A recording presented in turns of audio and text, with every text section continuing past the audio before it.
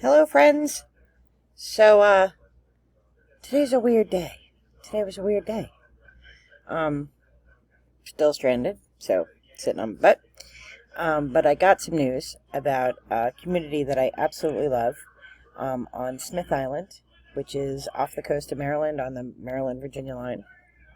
Uh, Smith Island is the only island on the East Coast, uh, public island, that is only accessible by boat. It's an hour boat ride. You drive to Chrisfield, and then you take the boat. Takes an hour to get there, and it's a community of about 200 people. And on Thursday night, with all the storms that were going on, where people were struck down by lightning in front of the White House, a funnel came through and destroyed some homes. And there's video on YouTube. You can check it out. What struck me is that among the houses that were completely destroyed, one of the houses was inhabited by an 88-year-old woman. And if you've met the people of Smith Island, they are a working class crabbing community, oyster community. They are hard-working fishermen and women. And these people are tough. These people are tough. And they said of the only woman that had injuries, an 88-year-old woman, her entire house collapsed except her bedroom, where she was in, and they were able to get her out, and she just had cuts and scrapes. And again, you have to get on a boat, like the emergency boat that takes an hour to get back to Chrisfield. But she survived. The entire house collapsed around her, and she got cuts and scrapes. And this community is a very faithful community. They have a revival every year, right about this time of year. The Airbnb, one of the Airbnbs that was on the island that we were actually going to stay at in 2 weeks, is completely decimated, completely gone. And it just shows you that in a blink of an eye, anything can go. And there's always hope, right? There are miracles all the time. It was a miracle that this woman only had cuts and scrapes at 88 years old, that she didn't have more issues. So sending light and love to the folks at Smith Island. I hope to get down there sometime this summer. I will link a GoFundMe page for them to help rebuild, because the costs are insurmountable for any community that has to rebuild. But imagine being an hour offshore, and the barges and everything that have to be rented to get the debris off. There's nowhere to put debris on Smith Island. And then, of course, to rebuild, things have to be brought in. So I will leave that link down below.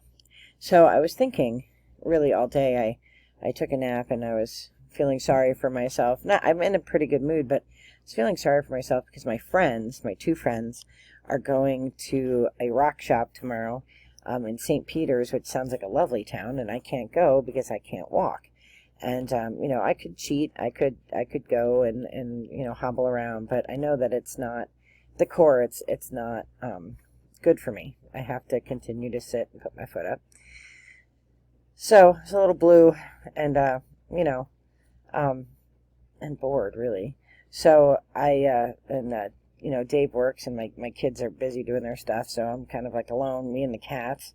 But my friend Judy called me up this morning and texted me yesterday or something and said that she was going to be down at our little diner for lunch.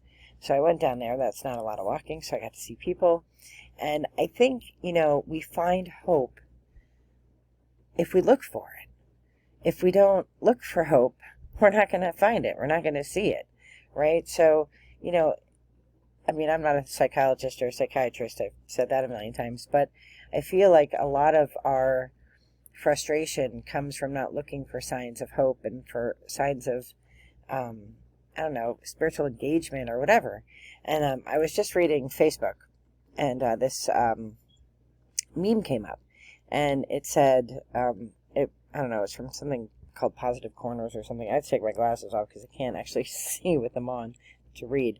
And it said, this just struck me. It says, "I know what I bring to the table, so when you don't make room for me on that table, I don't make it about me. Your inability to see my value is on you. me choosing to leave and not squeeze myself in whatever available space is on me. And I like to sit comfortably. When you know your value, you don't doubt your worth just because someone else doesn't see it. You know it only means you were trying to sit at the wrong table. We excuse ourselves and we move on. And I thought, that was such a good reminder to me. Like, know who you are, know what you're worth. There are people who are energy, they're energy vampires, and they'll just suck the life out of you. And then the people that you want to call you or text you, they don't, because they don't value you. They don't see you as being a person worth 3 seconds of their time. I mean, really. Let's think about it. How long does it take to text somebody and say, hey, I'm thinking about you. Hey, how's your foot? It takes 3 seconds. I haven't timed it, but I'm pretty sure that's how long it would take. And, just a kind word or whatever. Like, a person can't give you 3 seconds in a day.